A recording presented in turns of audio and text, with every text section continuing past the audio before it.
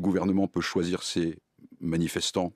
Un pays où on continue d'enfermer les gens après l'expiration de leur peine, un pays où on censure la pensée, un pays où des juges ont qualité pour dire l'expression et censurer ou non l'expression d'une opinion, un pays où il n'est pas nécessaire de passer à l'acte pour être condamnable, mais simplement d'en avoir l'idée.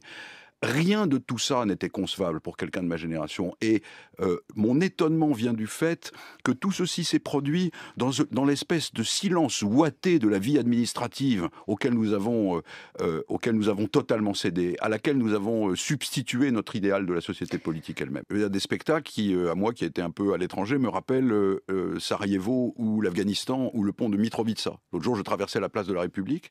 Et je vois, pour encadrer 200 gars qui manifestaient contre la mort d'un jeune à Nantes, Steve Mayacanisso. Voilà, 300 gendarmes mobiles ou CRS, pourvus d'une arme qui est le fusil d'assaut de la Bundeswehr, qui tire des balles à la vitesse de 900 mètres secondes avec un calibre de 5,62 mm, 750 coups par minute en rafale ou à coup par coup. Et en voyant ça, qui m'a sauté à la figure, je me suis dit, mais dans quel état vit-on où le gouvernement considère que son propre peuple est un adversaire de type militaire?